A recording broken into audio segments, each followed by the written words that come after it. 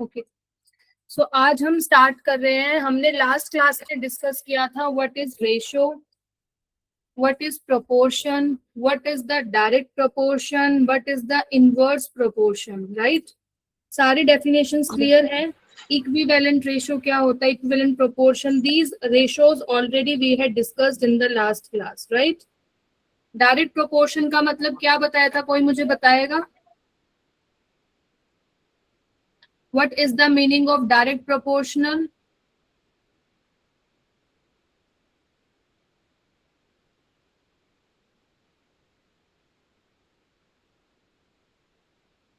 बेटा बताओ।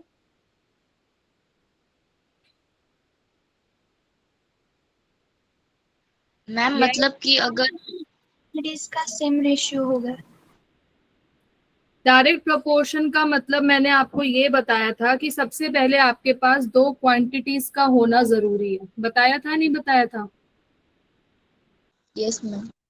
उसमें दोनों क्वांटिटीज या तो एक साथ इंक्रीज करेंगी या एक साथ डिक्रीज करेंगी। This is known as direct proportional. जबकि हमने जो इनवर्स प्रोपोर्शनल डिस्कस किया था उसमें क्या डिस्कस किया था कि आपके पास अगर दो क्वांटिटीज हैं तो एक इंक्रीज करेगी और एक क्या करेगी, डिक्रीज। मतलब दोनों क्या होंगे, ऑपोजिट होंगे। तो उसको क्या बोलते हैं, आपका इनवर्स प्रोपोर्शन। फिर हमने कुछ क्वेश्चंस डिस्कस किए थे आपकी बुक से। आज हम डिस्कस कर रहे हैं रेशियोज को कैसे कंपेयर करते हैं। क्या टॉपिक है नेक्स्ट आज आपका? Comparison of ratios. ध्यान से देखना बेटा। सबसे पहले मैं आपको एक क्वेश्चन दे रही हूँ। सबसे पहले आई थिंक ये वाला क्वेश्चन हमने डिस्कस भी किया था। मुझे आपके पास ये दो रेशियोज दिए हुए हैं। फर्स्ट इज 4/9, सेकंड दिया हुआ है 7/8। आपको बताना है कि इन दोनों रेशियोज में से कौन सा ग्रेटर है या कौन सा लेस है या कौन सा इक्वल टू है। मतलब मैं आपसे पूछ रही हूँ कि इन दोनों रेशियोज में से विच वन इज ग्रेटर। तो मैंने आपको बताया था कि अगर आपको कभी भी दो रेशियोज को कंपेयर करना है तो इनकी क्या कर दो,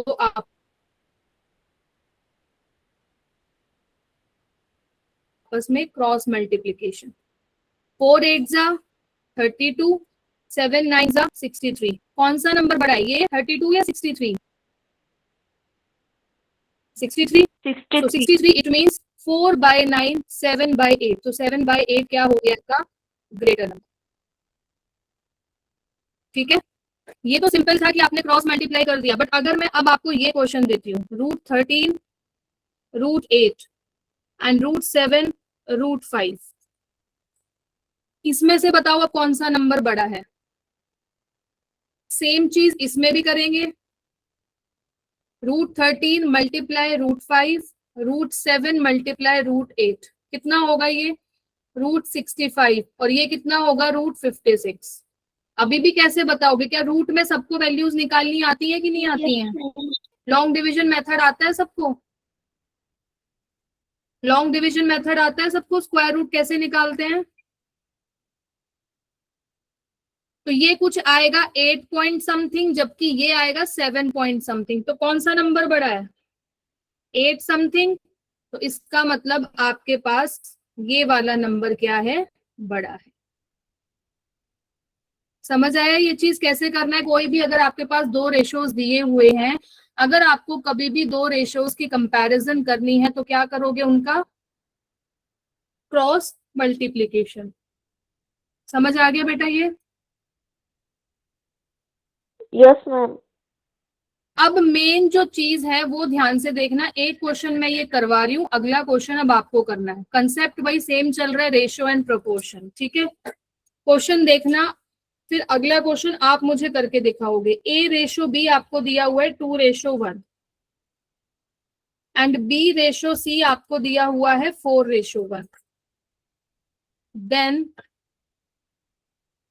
find the value of A⁴, 32, B² C² and पूरे की पावर 3। इसकी आपको वैल्यू निकालनी है कि क्या आएगी। सबसे पहले मुझे बताओ इक्विवेलेंट रेशियो सबको याद है कि अगर आपके पास A रेशो B और B रेशो C दिया हुआ है तो ये B और ये B क्या होने चाहिए, सेम। यस और नो, ये चीज हमने डिस्कस की थी कि एग्जाम्पल हमने फर्स्ट क्लास में डिस्कस किया था, याद आ रहा है जो जो लास्ट क्लास में थे।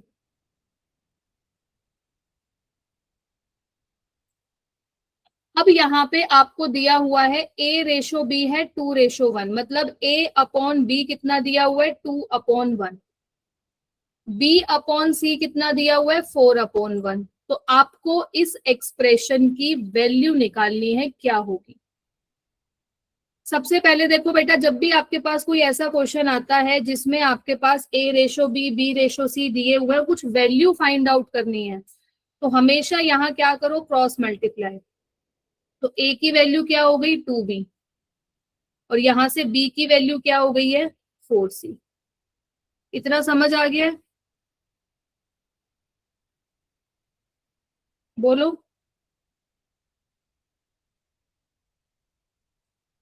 अगर A की वैल्यू आपके पास 2B है और यहां से B की वैल्यू क्या है 4C, क्या मैं ये B की वैल्यू यहां पर सब्स्टिट्यूट कर सकती हूँ, यस और नो। यस। तो यहां से A is equals to 2 multiply B की वैल्यू क्या है 4C, तो A की वैल्यू क्या आ गई है बेटा आपके पास 8C, और B की वैल्यू क्या आ गई है 4C। क्या A और B दोनों आपके पास C की टर्म्स में आ गए हैं, बोलो। Yes ma'am. अब ये सारी वैल्यूज इसमें पुट कर दो। पुट करो, A की जगह पर क्या पुट करोगे 8C, उसकी पावर कितनी है 4, डिवाइड में 32 एज इट इज। B का मतलब क्या है 4C, उसका स्क्वायर।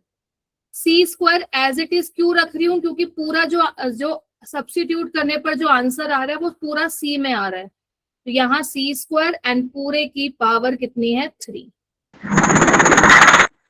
क्या ये स्टेप सबको क्लियर है। मैम एक बार रिपीट कीजिए।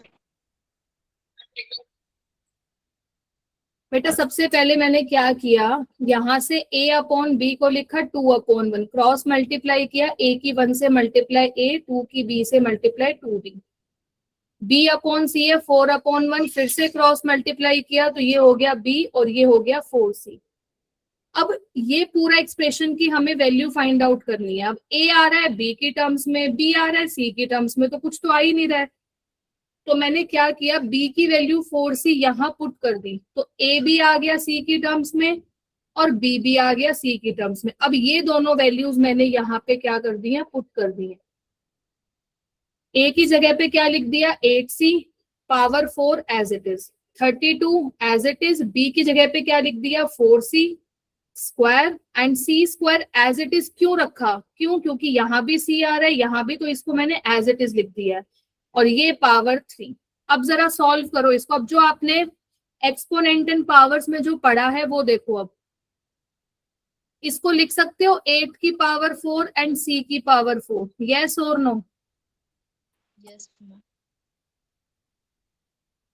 डिवाइड में 32 मल्टीप्लाई, इसको लिख सकते हैं 4 का स्क्वायर मल्टीप्लाई C स्क्वायर, और ये C square as it is और पूरे की power 3। Tell me this step is clear और नॉट। Yes ma'am. अब यहाँ पर है C की पावर 4, यहाँ है C स्क्वायर। बेटा सबने एक्सपोनेंट एंड पावर में ये वाला लॉ पढ़ा है कि अगर मल्टीप्लाई में बेस सेम होता है तो पावर्स क्या हो जाती हैं, ऐड ऑन। क्या इन दोनों को मिला के C square multiply C square C की पावर 4 बनेगा कि नहीं बनेगा। बनेगा मैम। तो ये पूरा पूरा कैंसिल आउट हो गया, यस। बोलो। अब 8 कितनी बार आ रहा है 4 बार, 8 मल्टीप्लाई 8 मल्टीप्लाई 8 मल्टीप्लाई 8, नीचे है 32। 4 कितनी बार आ रहा है 2 बार, और उस पूरे का क्या दिया हुआ है क्यू। कैंसिल आउट करो, 8 4 जा 32, 4 2 जा 8, 2 2 जा 4, 4 2 जा 8, 2 से 2 कैंसिल, क्या बच गया सिर्फ 8 और उसकी पावर 3। तो आंसर क्या आ गया बेटा 512। समझ आया ये क्वेश्चन या नहीं आया? पेपर में पूछा जा सकता है ऐसे ऐसे क्वेश्चन, 3 नंबर में पूछे जा सकते हैं। मैम एक बार फिर। कहाँ से समझ नहीं आया बेटा, बताओ।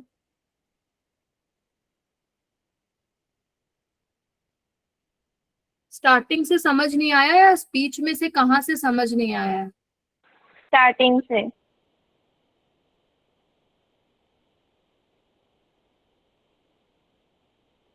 तो बेटा जब स्टार्टिंग से समझ नहीं आया आपको, तो आपने मुझे स्टार्टिंग में क्यों नहीं बोला कि मैम मुझे ये स्टेप समझ नहीं आया है? जब मैंने पूरा सॉल्यूशन एक्सप्लेन कर दिया है तब आप ये कह रहे हो कि मुझे फर्स्ट स्टेप में ही डाउट है। इसका मतलब आपने स्टार्टिंग का ध्यान से सुना ही मैम नहीं है। नेटवर्क प्रॉब्लम आ रहा था।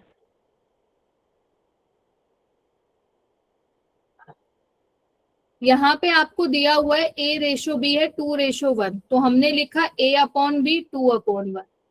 B/C दिया हुआ था B/C 4/1। क्रॉस मल्टीप्लीकेशन किया, A की 1 से मल्टीप्लाई A, 2 की B से मल्टीप्लाई 2B, B की 1 से मल्टीप्लाई B, 4 की C से मल्टीप्लाई 4C। A की वैल्यू मिल गई, B की वैल्यू मिल गई, ठीक है, बट A की वैल्यू आ रही है B की टर्म्स में, और जो B है उसकी वैल्यू आ रही है C की टर्म्स में, मतलब कुछ भी कॉमन नहीं है। बट अगर मैं इस B की जगह पर ये रख देती हूँ 4C, तो 4 2 8C। अब A की वैल्यू भी C की टर्म्स में आ गई और B की वैल्यू भी C की टर्म्स में आ गई। A और B दोनों की वैल्यू मैंने यहाँ पर क्या कर दी है, पुट कर दी है। अब A भी C की टर्म्स में है और B भी C की टर्म्स में है, इसलिए मैंने इस C स्क्वायर को एज इट इज रखा है, इसको नहीं छेड़ा है। तो A की जगह पे क्या लिख दिया, 8C उसकी पावर 4 जो आपको दी हुई है, 32 एज इट इज। B का मतलब है 4C, वो लिख दिया उसका स्क्वायर, एंड C स्क्वायर और उसका क्यूब। सबने ये वाला लॉ पढ़ा है एक्सपोनेंट एंड पावर में कि अगर ए बी मल्टीप्लीकेशन में है उसकी पावर m है, तो a की पावर m और b की पावर m आप लिख सकते हो। तो ये हो गया 8 की पावर 4, ये हो गया c की पावर 4, नीचे 32, इसको भी लिख दिया 4 की पावर 2, c की power 2 and c square as it is. अब मैंने बोला था कि C square multiply C square, अगर मल्टीप्लीकेशन में बेस सेम होता है तो पावर ऐड हो जाती है। तो 2 + 2 कितना हो गया, 4। तो ये भी आपका पूरा बन गया सी की पावर 4, तो ये पूरा पूरा क्या हो गया, कैंसिल आउट। 8 की पावर 4, इट मीन्स 8 कितनी बार आ रहा है, 4 टाइम्स, 8 8 8 8, 32 एज इट इज।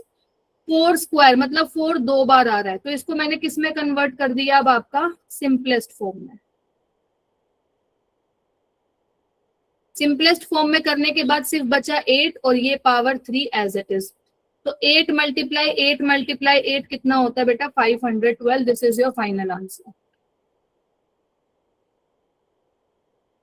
समझ आया या नहीं आया, समझ बोलो आया अब। मैम। अब अगला क्वेश्चन इसी सेम कंसेप्ट पे दे रही हूँ मैं, आप मुझे खुद करके बताओगे, बिल्कुल सेम क्वेश्चन दे रही हूँ।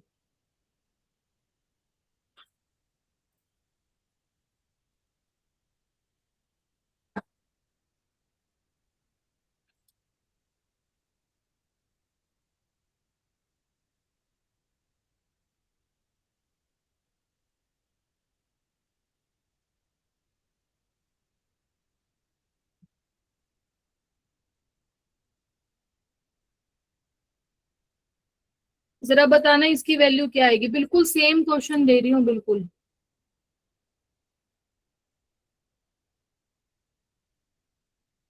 बताओ जल्दी क्या आंसर आएगा इसका।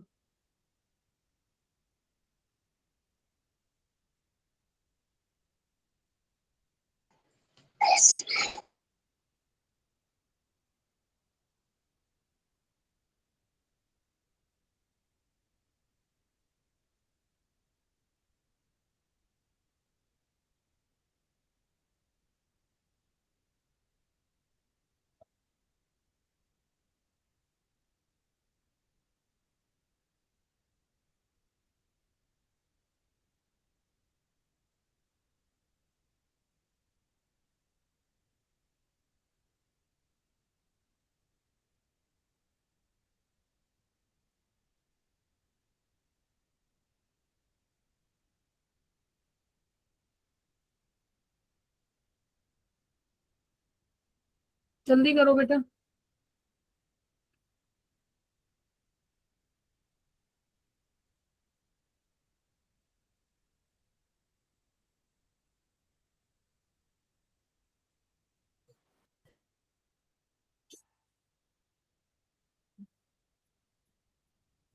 मैम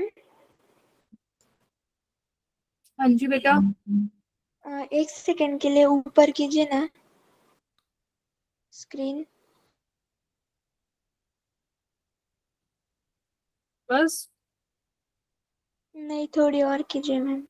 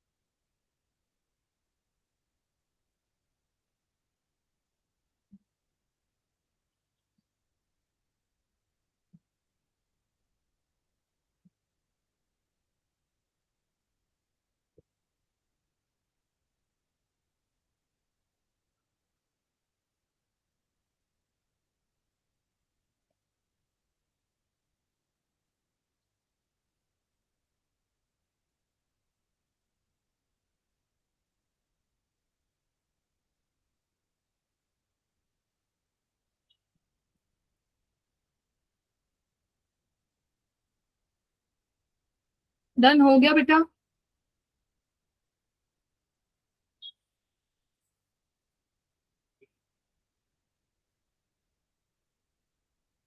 बेटा रिस्पॉन्स दो, अदरवाइज मैं सॉल्व कर रही हूँ। अगर मैंने करने के लिए दिया है तो मुझे रिस्पॉन्स भी तो चाहिए ना, यस और नो में कि मैम अभी हम कर रहे हैं, हमें टाइम लगेगा। मैम हम कर रहे हैं, एक बार स्क्रीन नीचे कीजिए ना।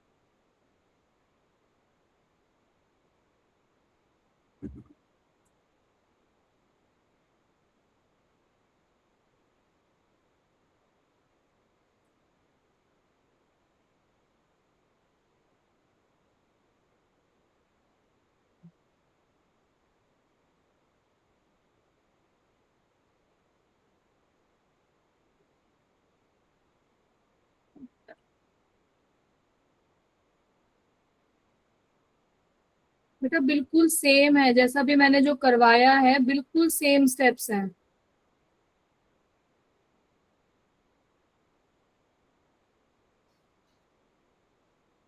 मैं सिर्फ 2 मिनट और दे रही हूँ, अदरवाइज फिर मैं सॉल्व कर रही हूँ।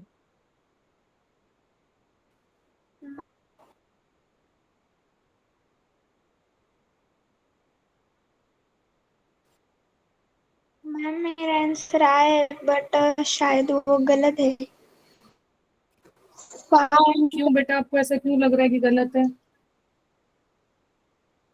सबसे पहले A/B 3/1 आ रहा है, B/C आ रहा है 5/1। तो क्या A की वैल्यू आ रही है 3B और B की वैल्यू आ रही है 5C। अब B की वैल्यू यहाँ पुट कर दो। क्या A की वैल्यू सबकी 15C आ रही यस है, नहीं मैम। आ रही है? और B की वैल्यू कितनी है, 5C। ठीक है, अब ये दोनों वैल्यूज यहाँ पुट करो। तो 15C⁻3, 15, B का मतलब 5C का square, C as it, and उसकी पावर 3। सॉल्व करो अब इसको। तो 15 का क्यूब मल्टीप्लाई C का cube, 15 × 5² into C² into C। पूरे की पावर 3। अगेन यहाँ c की पावर 1 है, मल्टीप्लाई में बेस सेम है, तो ये Yes, तीनों ma'am. कैंसिल आउट हो गए। यहाँ तक सबका ठीक है। Yes ma'am. अब 15 कितनी बार है? 3 बार। 15 नीचे 5 कितनी बार है? 2 बार, और उसका क्या है? 3। 15 से 15 कैंसिल, 5 3 जा 15, 5 3 जा 15, तो 9 की पावर 3 कितना आ गया बेटा? किस बच्चे का ये आंसर आया है?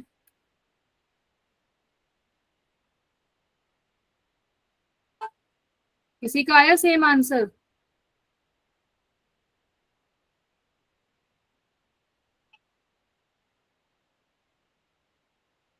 बोलो बेटा। No ma'am. क्या गलती करी है बेटा? मैम वो ये तो सिंपल पूरा कैलकुलेशन थी ब्रैकेट ना। का वो 3 मतलब कि क्यूब था ना, वो किया ही नहीं मैम मैंने, तो गलत पूरा गलत हो गया। क्यों बेटा? क्वेश्चन ही 10 का मतलब गलत उतारा है। मैंने ऋतुपर्णा आपका सेम आंसर था। नो मैम, वो इसी मैंने क्वेश्चन का सेकंड पार्ट ये है, जरा इसका आंसर बताओ जल्दी, क्या आएगा? सेम क्वेश्चन है, अब पार्ट चेंज कर दिया। फर्स्ट पार्ट ये पूछा था, सेकंड में अब आपसे ये पूछ रही हूँ, बताओ जल्दी। a² अपॉन 7bc, बताओ जल्दी।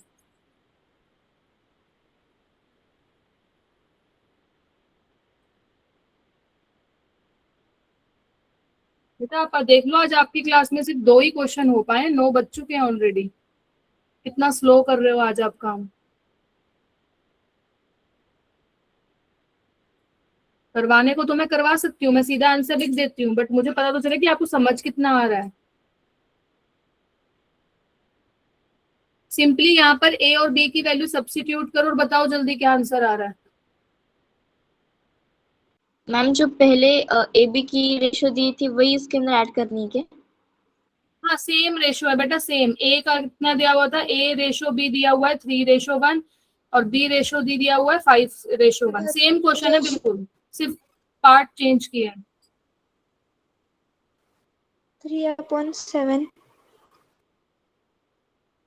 सो ए का मतलब था 15c, तो 15c का स्क्वायर डिवाइडेड बाय 7। बी का मतलब 5c, और c आपका एज इट इज, तो ये हो गया 15² into c²। 7 into 5 into c multiply c² ये कैंसिल आउट हो गया आपका।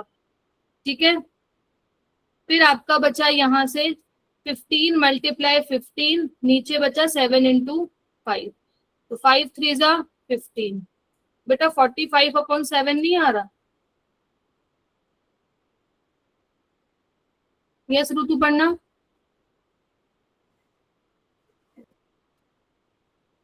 बेटा ये तो सिंपल मल्टीप्लीकेशन है, आप इसमें भी गलतियां कर रहे हो। ये वो चैप्टर है जो आप ऑलरेडी पीछे पढ़ चुके हो, पिछली क्लासेस में पढ़ के आए हो।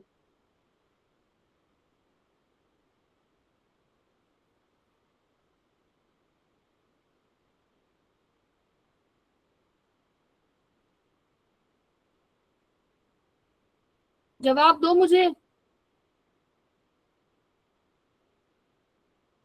मैम वहां पर 45 कैसे है? ऐसे बेटा 15 3 से कितना होता है? 45। नीचे 7। समझ आ गया सबको ये? Yes ma'am. नेक्स्ट क्वेश्चन लिखो।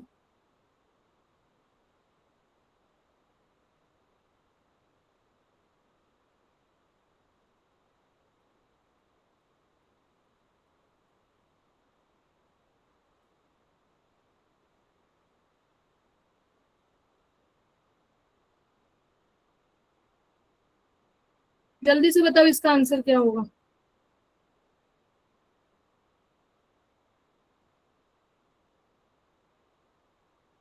और सिर्फ 3 मिनट दे रही हूँ, जल्दी से बताओ।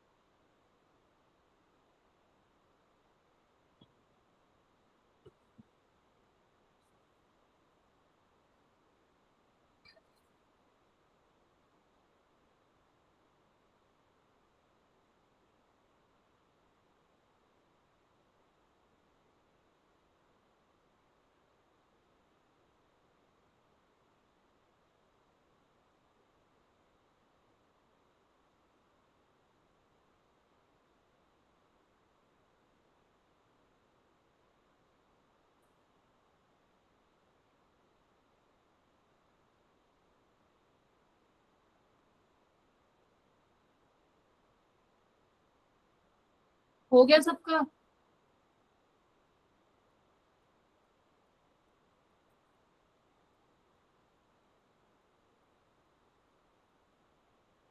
सबसे पहले क्या करा है सबने? ये सेम स्टेप किया है, x+3 x+11 is equals to x-2 x+1। क्या यहाँ तक सबने सेम किया है? Yes ma'am. Yes ma'am. x की वैल्यू निकालनी है तो अब क्या कर दो, यहाँ पर क्रॉस मल्टीप्लीकेशन, ठीक है। तो x+3 x+1 is equal to x-2 x+11। अब जरा करो मल्टीप्लाई, x की x से किया x², x की 1 से x, इसकी इससे किया 3x एंड इसकी इससे की 3 is equal to x² plus 11x minus 2x minus 22। क्या यहाँ तक सबका सेम आया है? Yes ma'am. क्या बेटा ये x² से x² कैंसिल आउट हो गया है, क्योंकि ये x² पॉजिटिव है, इधर आके नेगेटिव होगा, दोनों अपोजिट साइन के होंगे, कैंसिल आउट हो गया। Yes ma'am. x+3x 4x plus 3 is equal to 11x minus 2x 9x और ये हो गया माइनस का 22। अब लाइक टर्म्स को एक तरफ कर लो, 3 एज इट इज नेगेटिव 22 यहाँ आके हो गया positive, 9x as it is positive 4x यहाँ आके हो गया नेगेटिव, तो ये हो गया 25 5x। तो x की वैल्यू क्या हो गई है? 5। फाइव। किसी बच्चे का सेम आंसर आया है?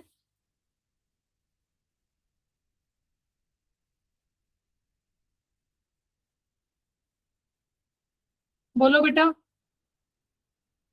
आप कुछ भी नहीं कर रहे हो भाई, आज तो बिल्कुल रिस्पॉन्स 0 आ रहा है आज आपकी क्लास का। कोई बच्चा एक्टिव होके आज काम नहीं कर रहा है जैसे आप लास्ट क्लास में काम करते थे।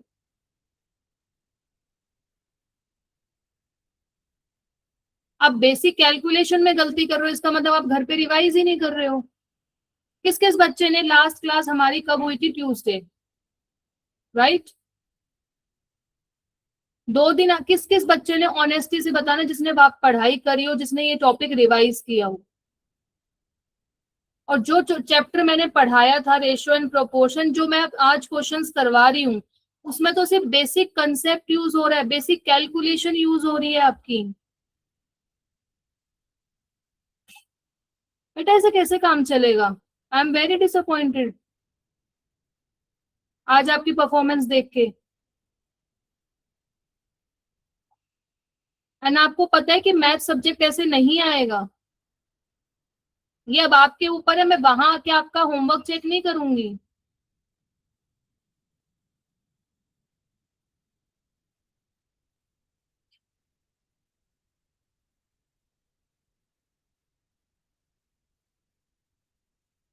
क्या करना है मुझे बताओ, अब बताओ क्या करना चाहिए मुझे? जवाब चाहिए मुझे। ऋतुपर्णा, समृद्धि, अपूर्वा, साय, जिप्ता, प्लीज रिस्पॉन्स।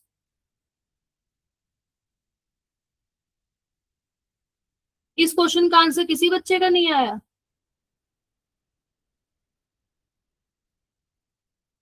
अब कोई नहीं बोलेगा, सब म्यूट करके बैठ गए हैं। अब ये क्वेश्चन किस किस बच्चे ने सॉल्व किया था, कितना सॉल्व हुआ था, एटलीस्ट मुझे बताओ तो सही कि मैम यहाँ तक हमने किया था। यस ऋतुपर्णा, कहाँ तक हुआ था आपका? मैम मेरा वो सेकंड स्टेप तक बराबर है, मेरा आंसर 5/2 आया था। बेटा 5/2 कैसे आ रहा है ऋतुपर्णा आपका? फ्रैक्शन में कहाँ से आ रहा है आपका, जरा मुझे ये बताओ एक बार। नहीं मैम, जरा आपने मैंने वो कैलकुलेशन क्रॉस multiplication चेक गलत किया कर अब दी। आपने?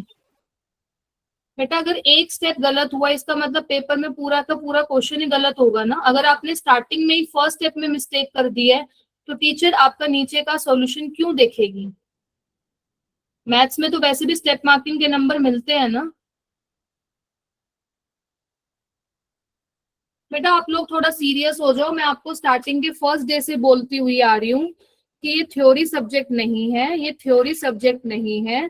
बाकी सब्जेक्ट्स आप फिर भी अच्छा स्कोर कर लोगे, बट मैथ सब्जेक्ट प्रैक्टिस मांगता है, मैं आपको फर्स्ट डे से बोल रही हूँ।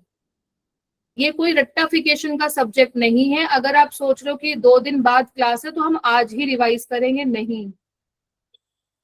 अगर जिस बच्चे ने ट्यूसडे के बाद सिर्फ आज ही बुक उठाई है मैथ्स की, इसका मतलब वो प्रैक्टिस कर ही नहीं रहा है, और उसके मार्क्स तो छोड़ो, मैं कहूंगी उसकी नॉलेज भी इंक्रीज नहीं होगी, क्योंकि वो भूल गया होगा 2 दिन में क्या पढ़ाया था मैंने।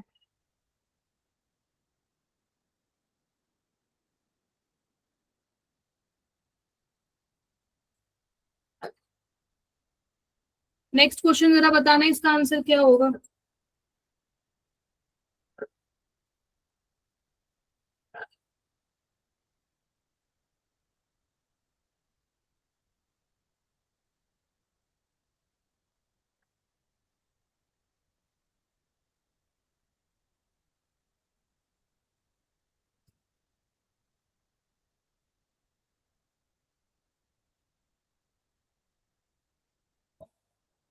बताना जरा इस क्वेश्चन का आंसर क्या होगा।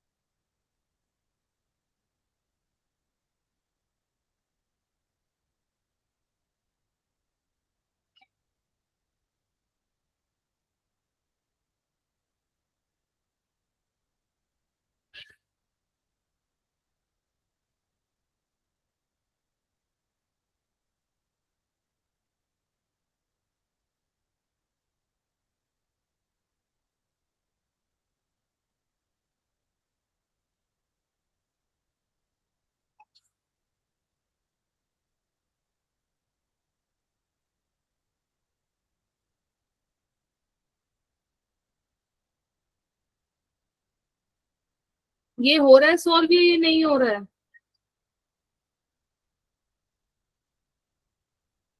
बोलो बेटा। मैम कर रही हूँ मैं।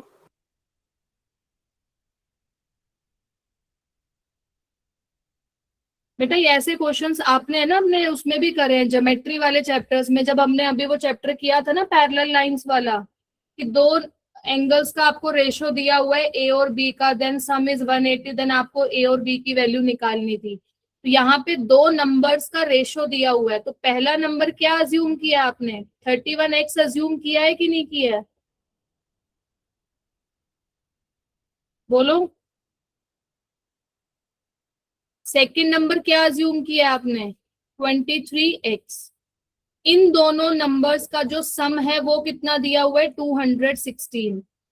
तो मैम इसका 31x, आंसर यस बेटा, 124 एंड 92 है क्या? तो ये हो गया 54x इज इक्वल्स टू 216। पहले मुझे बताओ x की वैल्यू क्या आ रही है। 4 आ रही मैम। 4 आ रही है, वेरी गुड। तो x की वैल्यू आ गई 4। आपसे नंबर्स पूछे हैं तो 4, पहला नंबर 124, दूसरा नंबर 92। 92।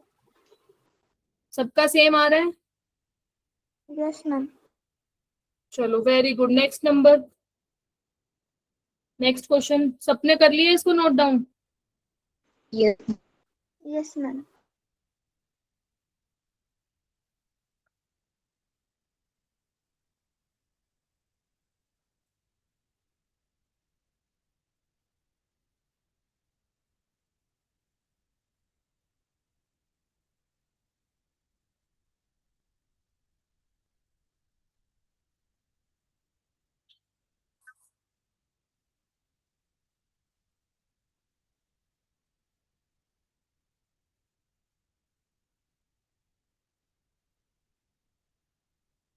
बताओ जल्दी क्या आंसर होगा इसका।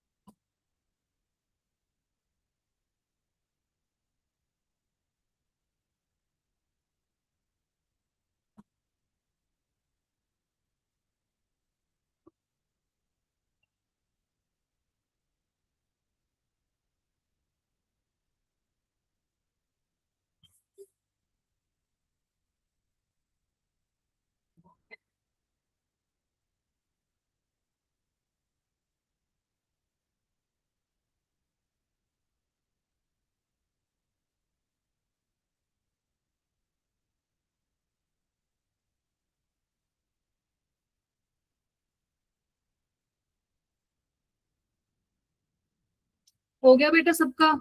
ये भी सेम ही क्वेश्चन है, दो नंबर्स का प्रोडक्ट दिया हुआ है, पहला नंबर एज्यूम कर लिया 10x, दूसरा नंबर 9x, कितना दिया हुआ है प्रोडक्ट 360। यस बेटा बताओ क्या आंसर आ रहा है?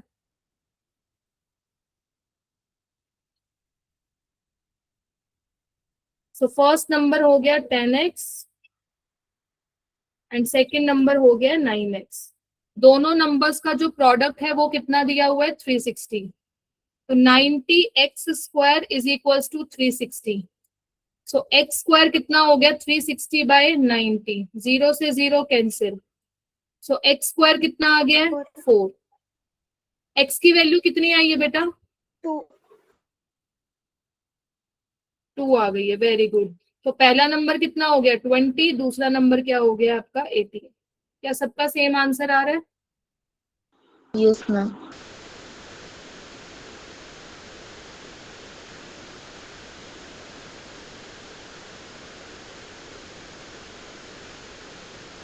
चलिए नेक्स्ट क्वेश्चन पे। Yes ma'am.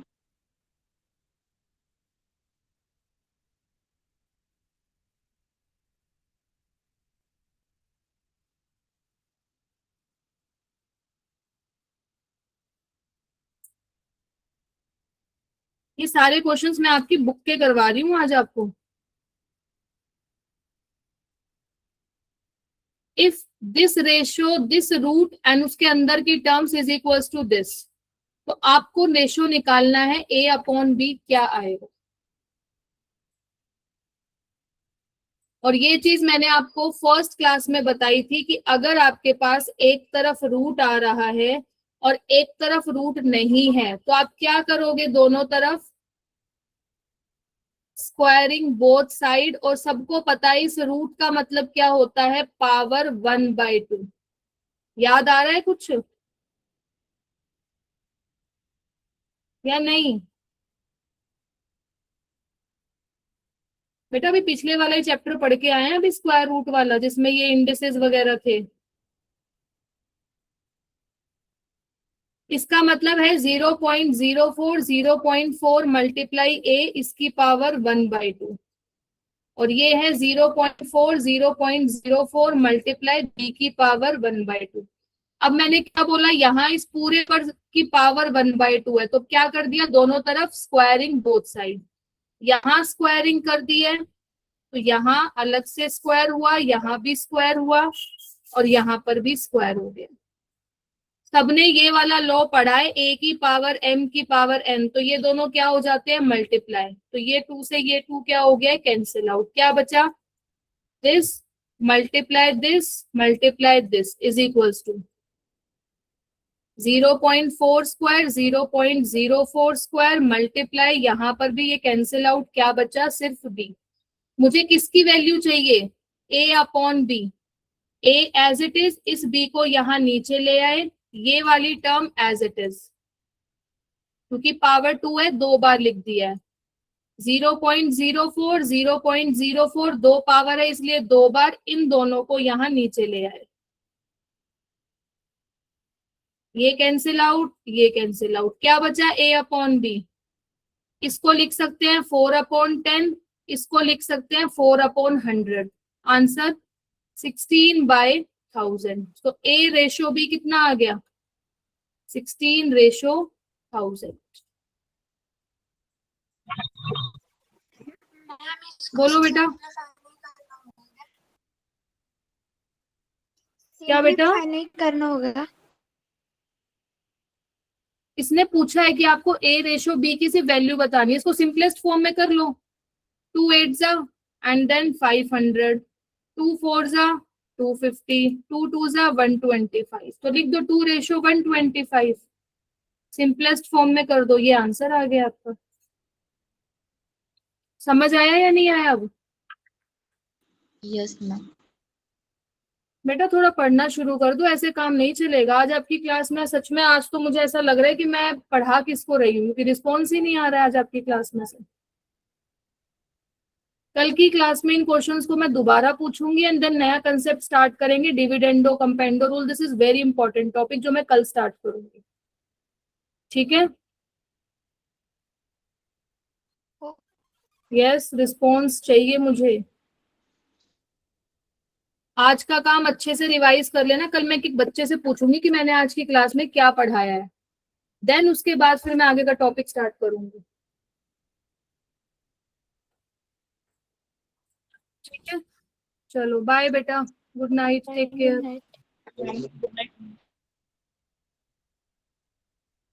Bye. Bye ma'am. Bye ma'am. Bye बेटा, बाय।